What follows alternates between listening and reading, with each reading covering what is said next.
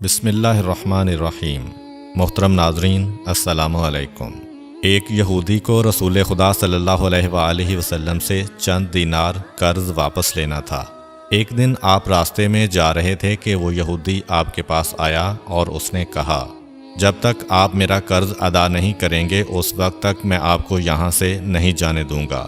نبی اکرم صلی اللہ علیہ وآلہ وسلم نے فرمایا، اس وقت ادائیگی کے لیے میرے پاس کچھ بھی نہیں ہے۔ یہودی نے کہا، جب تک آپ میرا قرض واپس نہیں دیں گے میں بھی آپ کو یہاں سے جانے نہیں دوں گا۔ آپ نے فرمایا، اگر یہ بات ہے تو میں تیرے ساتھ یہیں بیٹھ جاتا ہوں۔ یہ کہہ کر آپ اس کے ساتھ بیٹھ گئے۔ جیسے جیسے وقت گزرتا گیا آپ کے صحابہ وہاں جمع ہوتے گئے۔ جب انہوں نے یہودی کی یہ جسارت دیکھی تو انہوں نے اس کو سزا دینے کا ارادہ کیا۔ آپ نے انہیں ہر طرح کی تادیبی کارروائی سے روک دیا اور فرمایا کہ تم دور چلے جاؤ۔ حکم رسول کے تحت صحابہ دور چلے گئے۔ سورج لمحہ بلمحہ گرم ہو رہا تھا اور اس کی تپش سے آپ کو اذیت پہنچ رہی تھی، یہاں تک کہ آپ کے چہرہ اطہر سے پسینہ بہنے لگا۔ اس کے باوجود آپ نے کسی طرح کے غصہ کا اظہار نہ کیا اور کوئی سخت جملہ نہ کہا۔ آپ سارا دن وہیں بیٹھے رہے اور ظہر، عصر اور مغرب و عشاء کی نمازیں وہیں پڑھیں۔ پھر رات چھا گئی۔ آپ نے رات بھی وہیں بسر کی اور فجر کی نماز بھی وہیں پڑھی۔ صحابہ یہودی کو ڈرانے دھمکانے لگے۔ آپ نے فرمایا، تم اس سے یہ کیسا سلوک کر رہے ہو؟ صحابہ نے کہا، یا رسول اللہ، اس کی یہ جرت کہ آپ کو یرغمال بنا کر اپنے پاس بٹھا لے۔ آن حضرت صلی اللہ علیہ وآلہ وسلم نے فرمایا، اللہ نے مجھے اس لیے نہیں بھیجا کہ میں کسی ہم پیمان یا کسی اور پر ظلم کروں۔ جب دن چڑھا تو یہودی نے کلمہ اسلام پڑھتے ہوئے کہا، اشہد ان لا الہ الا اللہ و اشہد ان محمدً عبدہ و رسولہ۔ میں اپنی دولت کا ایک حصہ راہ خدا میں دیتا ہوں۔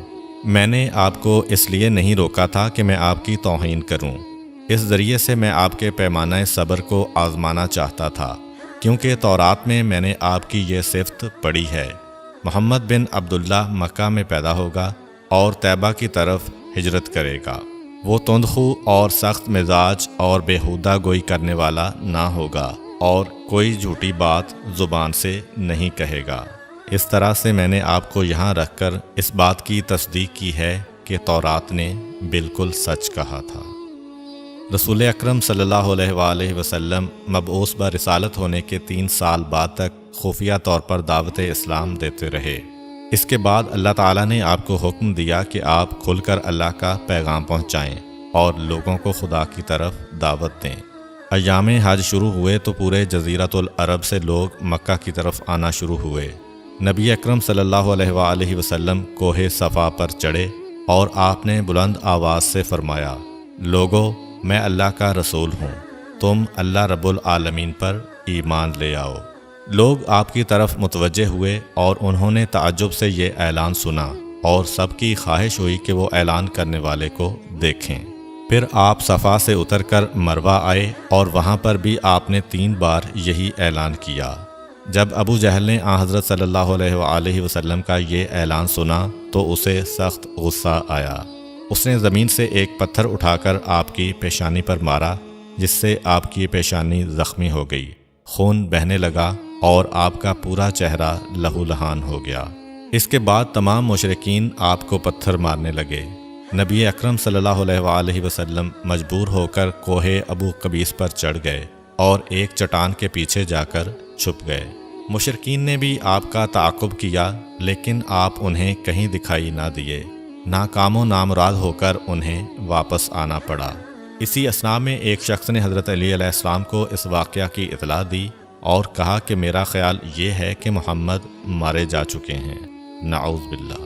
یہ سن کر حضرت علی علیہ السلام کو شدید دکھ ہوا اور آپ ام المومنین حضرت خدیجہ الکبریٰ سلام اللہ علیہ کے پاس آئے اور ان سے کہا، میں نے سنا ہے کہ مشرکین نے رسول خدا صلی اللہ علیہ وآلہ وسلم پر سنگ باری کی ہے اور بعض لوگوں کا یہ گمان ہے کہ نبی اکرم شہید ہو گئے ہیں۔ آپ روٹی پانی اٹھائیں اور میرے ساتھ انہیں تلاش کرنے کے لیے چلیں، ممکن ہے ہمیں ان کا کہیں نشان مل جائے۔ آپ وادی پر نظر رکھیں اور میں پہاڑ کے دامن میں آپ صلی اللہ علیہ وآلہ وسلم کو تلاش کرتا ہوں۔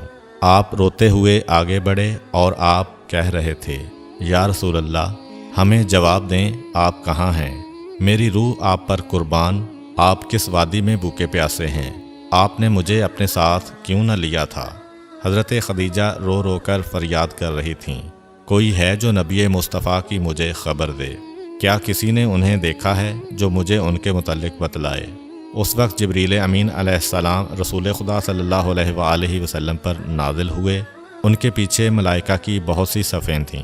انہوں نے حضرت صلی اللہ علیہ وآلہ وسلم سے کہا، خداوند جبار نے ہمیں آپ کے فرمان کی تعمیل کے لیے بھیجا ہے۔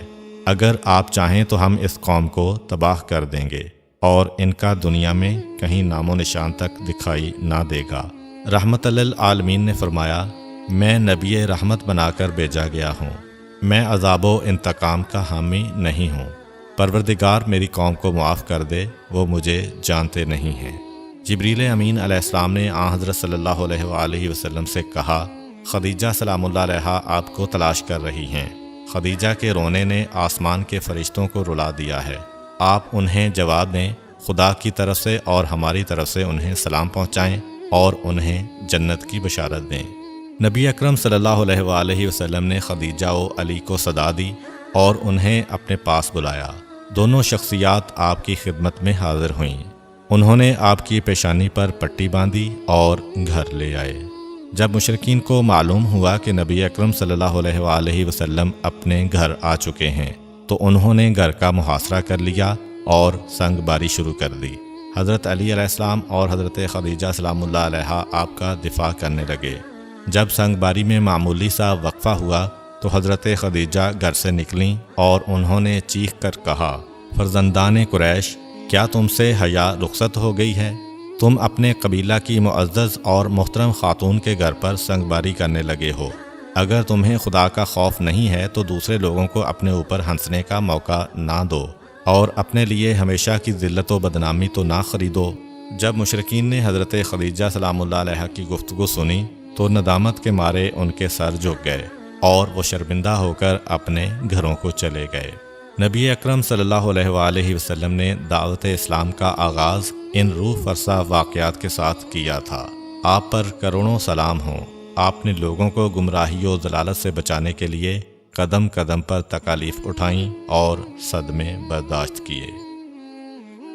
امید کرتا ہوں کہ آپ کو آج کی ویڈیو اچھی لگی ہوگی۔ اگر آپ کو ہماری ویڈیو اچھی لگی ہے تو ویڈیو کو لائک کریں اور مزید اس طرح کی ویڈیوز دیکھنے کے لیے ہمارا چینل سبسکرائب کر لیں۔ ملتے ہیں نیکسٹ ویڈیو میں، اجازت دیجیے، اللہ حافظ۔